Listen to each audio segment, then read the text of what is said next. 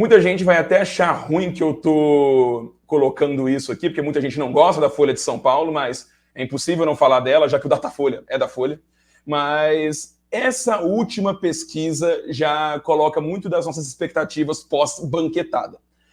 Para amigos íntimos, e mesmo nos shorts que eu coloquei no canal há alguns dias, eu falei que a minha expectativa era que o Marçal, pós-banquetada, fosse o principal derrotado, principalmente pela cultura política brasileira. A gente tem, no cenário nacional, muita tolerância com violência. Sim, o brasileiro é um povo que é acostumado a ver violência, não estou falando apenas de criminalidade. A gente é acostumado a ver hostilidade em campanha política, é acostumado a ver hostilidade nas redes sociais, e todo mundo aqui, imagino que se usa redes sociais sabe disso. Nada vende mais alto do que o hate, do que o ódio. E nessa brincadeira, quando o Marçal levou a banquetada, a minha interpretação é que ele sairia como derrotado porque, primeiro, é ele que chamou para a briga. Nós temos muito também, junto além dessa cultura da violência, essa cultura do não podemos deixar levar desaforo para casa. É uma coisa que impacta muito na cultura política do brasileiro. A gente tem, inclusive, livros de antropólogos mais antigos, principalmente na década de 70 e 80, e um dos mais famosos é o Robert Schwartz, que ele fala justamente sobre a malandragem e coisas bem brasileiras, tipo como o brasileiro é no trânsito. E ele traz coisas assim, falando de como a nossa cultura acaba domesticando muito essa interpretação bem familiar, sabe? Você tem que responder grosseria, você não pode deixar as pessoas fazerem gato e sapato de você e tudo mais. Então, temos essas questões envolvendo a cultura do brasileiro. Justamente por isso, pelo Marçal ter provocado o Datena primeiro, eu imaginei que seria justificado que ele fizesse a violência que ele fez, o Datena no caso, porque ele estaria defendendo a sua honra, não levando desaforo, e mais. O argumento veio principalmente porque foi uma questão familiar. O Marçal falou que o Datena levantou a acusação dele de assédio sexual. O Datena argumentou que esse tipo de denúncia, que no caso ele saiu até inocentado, deu um grande dano para a família dele, levou a sogra dele a ter 3 AVCs depois de falecer. Então foi uma coisa bem pessoal, bem forte, e aí tivemos a banquetada.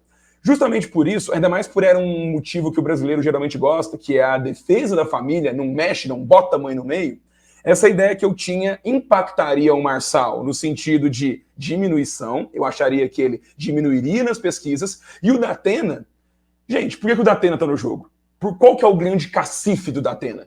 Ele é o cara do Brasil Urgente, ele é o cara do comandante Hamilton, ele é o cara que fala sobre segurança pública.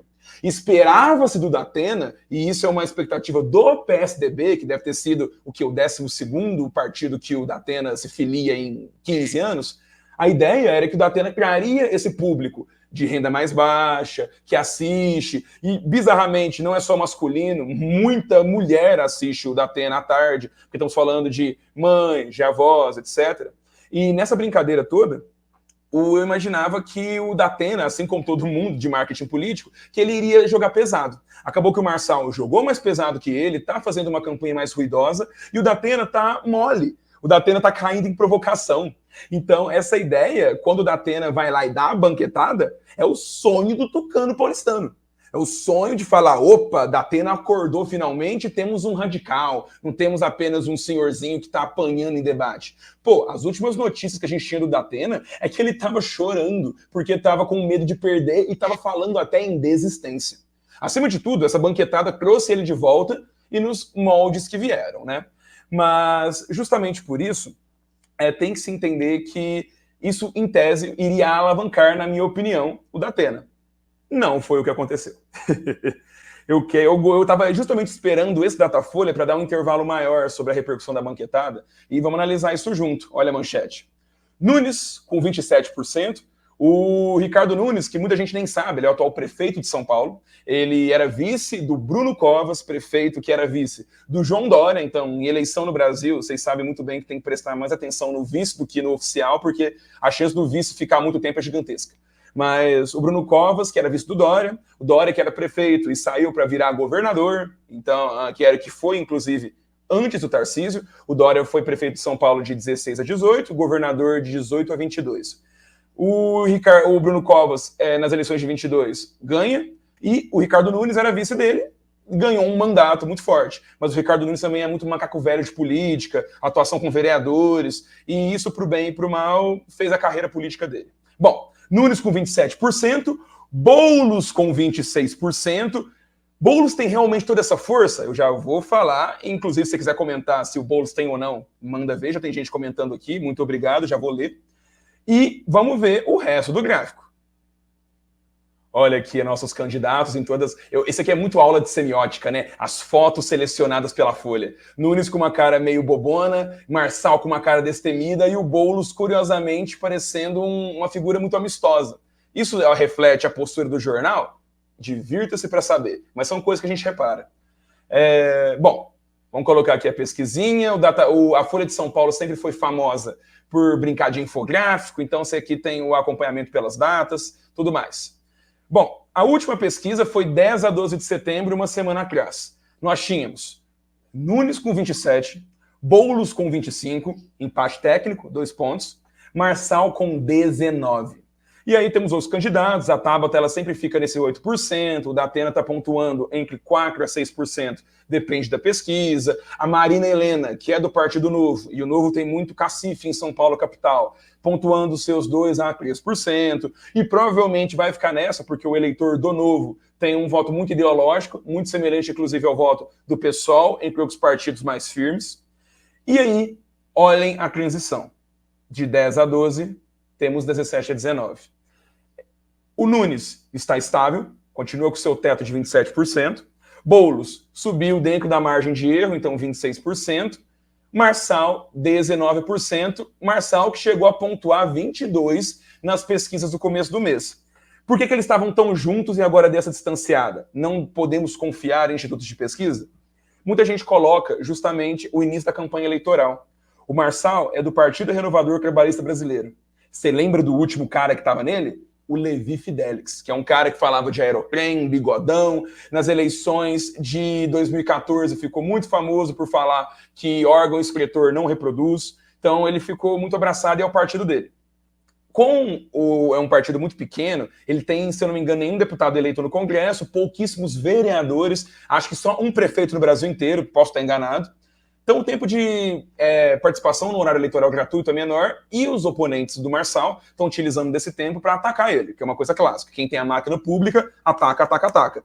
E o Marçal, ele também tem uma outra questão que é uma vantagem. Ele é, de longe, o candidato com mais engajamento nas redes sociais. Saiu até uma notícia na Folha de São Paulo esses dias para trás, que eu não vou pegar lá agora, falando que o Marçal tinha mais engajamento nas redes do que todos os oponentes juntos. Seja para bem, seja para mal, falem do Marçal.